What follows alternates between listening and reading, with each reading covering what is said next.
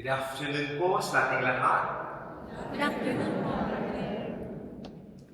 I realize that after some many years, there are new faces. Mas maraming po na pong mga bagong mukha at yung mga kakilala ko po noon, katulad po, tumatanda na. Pakitingin po ang inyong mga katabi. Kilala mo ba yung katabi mo? For those who are English speaking, look at the person beside you and do you know him or her? Sigurado ako, kilala ninyo kasi tayong mga Pilipino, mapili tayo ng katabi. Di ba? If you know him or her, smile. If we do not know him or her, smile anyway. Baka lang naman, yan yung future husband or wife mo. Today, Jesus asked us, or rather, Jesus asked his disciples a question. This question sounds simple, but it is actually one of the deepest questions in the gospel. Who do people say that the Son of Man is? The disciples' answer was based on what they have heard from others. Some say John the Baptist, others Elijah, still others Jeremiah, or others prophets. Then Jesus changes the question. He looks at them and asks, "But you, who do you say that I am?" Pero para sa iyo, sino ba talaga? Not who do people say I am, not who have you heard about me, but who am I to you? And perhaps Jesus is asking to each one of us today that same question. Who am I to you? There are three essential pointers that we can consider today. First, huwag po kayong tumingin sa akin masyado, ninenervous ako. Jesus wants a relationship, not just information. Hindi lang gusto ni Jesus na kilala natin siya. Gusto niya kung magkaroon po tayo ng tunay na relasyon sa Kanya. O, naririnig niyo ako? Relasyon. Masarap makipagrelasyon. Tanong, may karelasyon ka ba? Oops. Do not get me wrong about relationship. Kidding aside, we can know many things about Jesus. We know the prayers, we know the commandments, we know the Bible, we know the teachings of the church. We come to Mass. But there is a difference between knowing about Jesus and knowing Jesus. Knowing about means knowing the facts. You can know many things about Jesus without a personal touch or a personal relationship with Him. Parang friendship yan. You do not become close to someone simply because you know his name and his story. You become close because you spend time together. You listen, you talk, you share your joys and even your wounds. Ganon din ang relationship natin kay Jesus.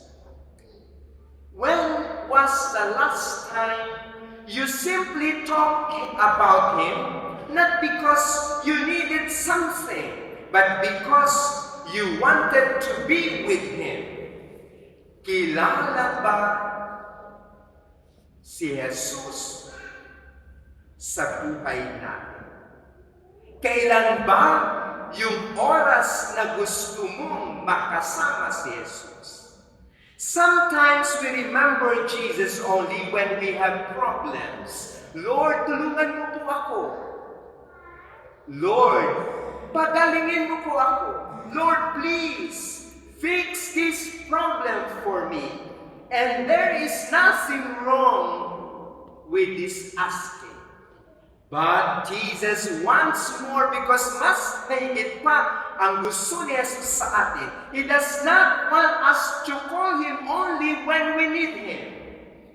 He wants us to share our whole life with Him, not just our needs, ang ating lahat, ang ating buhay. Just like when we are truly in relationship, we share our happiness, we share our fears, we share our struggles, our failures, even our secrets. Just like our friends, na kahit alam natin, baka pagtaksilan tayo, sige pa rin tayo. Pakitingin yung katabi mo. Taksil ba yan? Father, it's a tie! But that is precisely what Jesus wants us to build with Him. He wants us to know Him personally, to trust Him, to talk to Him, to listen to Him, and to walk with Him every day. Jesus wants a genuine relationship with us. Sa Pinoy, ang hindi sincere na relationship ay ganito. Gusto kita dahil kailangan kita. I want you because I need you.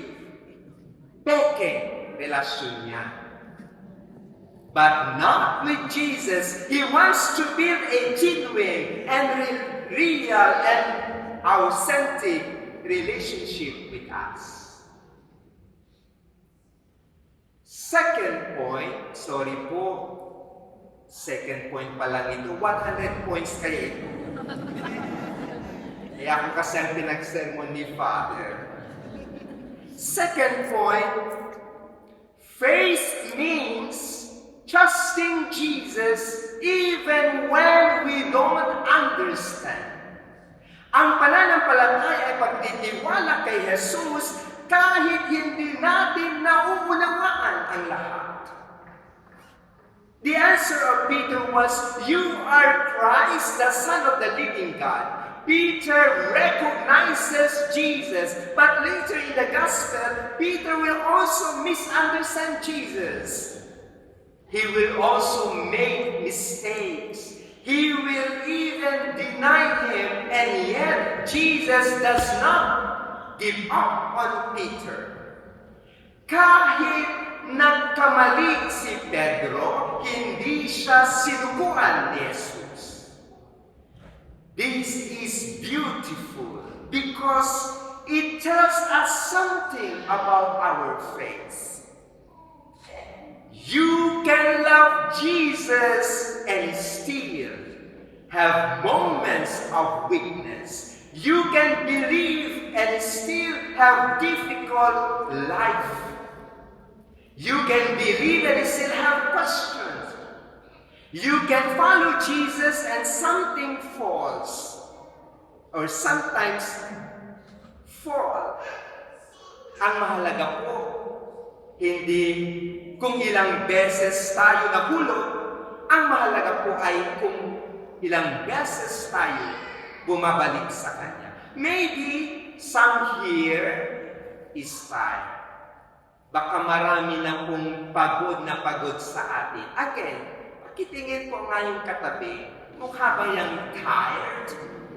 Father, hindi mukhang tired. Mukhang retired. Minsan, Father, hindi nga mukhang tired. Mukhang retarded. Maybe someone is crying a heavy or carrying a heavy problem. Maybe someone is also asking, Lord, bakit hindi mo sinasagot ang aking mga dasal? And perhaps Jesus does not give us any explanation at all. Sometimes He simply gives us His presence. And that is why faith is sometimes saying, Lord, I do not understand what you are doing, but I always trust in you. Gulong-gulong po tayo, ang dami po nating iniisip, ang dami po nating problema. Ito ha, akala nila sa Pinas, nandito tayo sa abroad, na maganda at perfect ang buhay. Tayo naman kasi, post tayo ng post, mararami ang gamit, masasarap na pagkain, di po ba? Ang dami po nating pinopos, tapos sampai tumatawag sila, hihingi, tapos gusto nating mag-impress. Bigay todo tayong lahat. Hanggang sila po ay, naku, ma-spoil, naging dependent na sa atin. Tapos magre-reklamo tayo. Ay, kasalanan ninyo!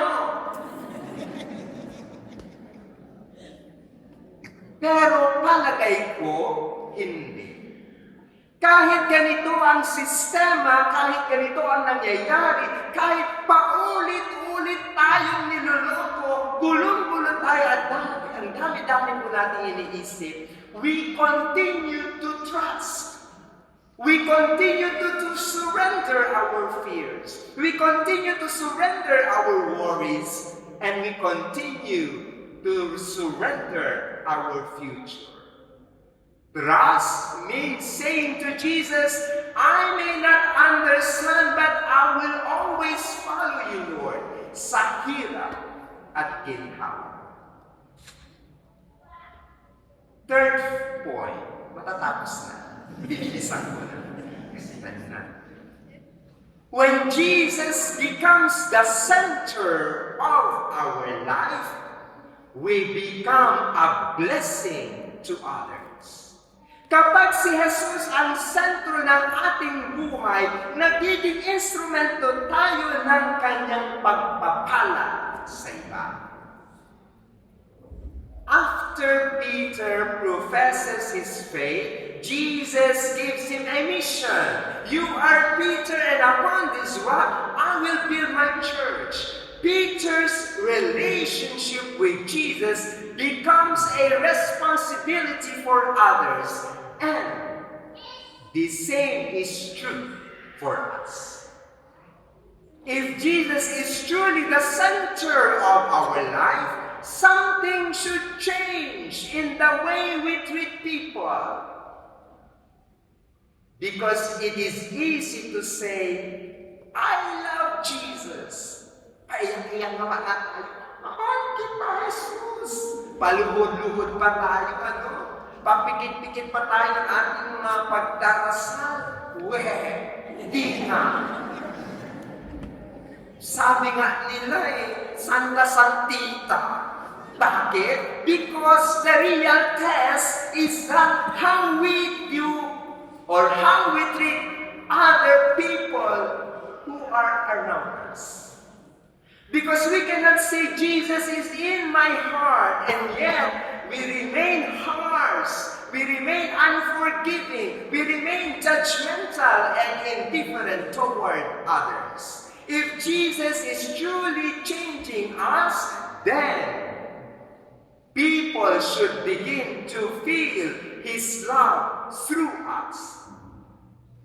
Kung tinatanggap po natin si Jesus na mapagpasensya, kailangan natin mapagpasensya.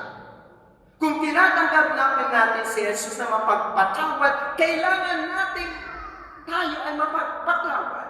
Kung tinatanggap natin si Jesus na mapagbigay, kailangan po natin mapagbigay. Kung tinatanggap natin si Jesus na mapagmahal, kailangan din natin maging mapagmahal. Because when Jesus changes the heart, He also changes the way we see people. Kaya pakisabi sa katabi, uy, magbago ka na! Remember this, when Jesus enters into our heart, His love cannot remain there. It has to overflow. Kung tunay nating tinatanggap ang pagmamahal ni Jesus, dapat itong umaapaw sa ating mga salita, sa ating mga kilos, at ating pakitutungo sa iba.